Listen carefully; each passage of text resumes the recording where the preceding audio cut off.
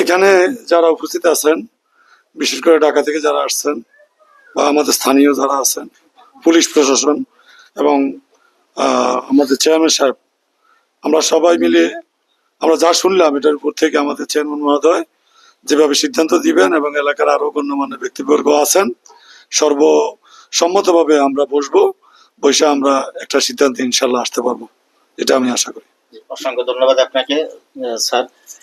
আপনি চেয়ারম্যান সাহেব, আপনি একটু বলবেন এখন এটা নিয়ে সিদ্ধান্ত আপনি বলে শেষ করে যাবেন। আমি কি আপনার সহযোগিতা করবেন? না না না, সমস্যা নেই, আপনি আমাদের প্রতিনিধি, ঠিক আছে। এখানে আপনার বাইরে আমরা যাবো না।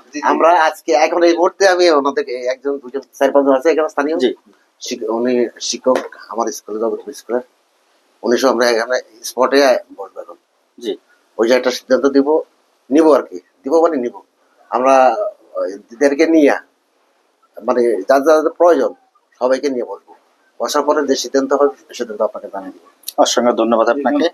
আমরা জি প্লিজ। হ্যাঁ ভাইজান, একটু টাইম। সুপ্রিয় দর্শক, আমি Talukdar Safayet, senior vice chairman Bangladesh আইন সহায়তা কেন্দ্র ফাউন্ডেশন, বাসক থেকে কচুয়া থানা চাঙ্গিনী এলাকায় গ্রামে আমরা আজকে অবস্থান করছি। আপনারা এত সময় আমাদের সঙ্গে লাইভে ছিলেন, দেখছেন।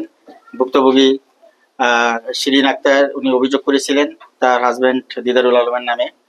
তারই ধারাবাহিকতায় এতক্ষণে আমরা এখানে আলাপ আলোচনা করেছি। এখানে স্থানীয় প্রতিনিধি আছেন, এলাকার চেয়ারম্যান আছেন, হেলাল ভাই আছেন, এবং আমাদের কচুয়া থানার সাব ইন্সপেক্টর আছেন, রিয়াদ ভাই আছেন, সিদ্দিক ভাই আছেন, এবং আমাদের সুপ্রিম কোর্টের লয়ার অ্যাডভোকেট মাজারুল আলম উজ্জ্বল ভাই আছেন, এবং এলাকার গণ্যমান্য ব্যক্তি সকলে এখানে উপস্থিত আছেন।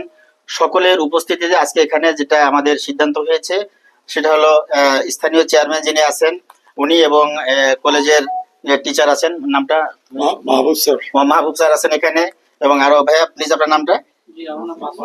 মাসুদ ভাই আছেন, নিয়ামতুল্লাহ মাসুদ ভাই আছেন। সকলের উপস্থিতিতে চেয়ারম্যান সাহেব দায়িত্ব নিয়েছেন যে এখানে দিদারুল আলম আজকে নেই, তার বাবা নেই, তার আসার পরে তাদেরকে নিয়ে বসে সুন্দরভাবে উনি একটা আলোচনা করে তাদের যে সিদ্ধান্ত হয় সিদ্ধান্ত মোতাবেকই নিয়ে উনি আমাদেরকে জানাবেন।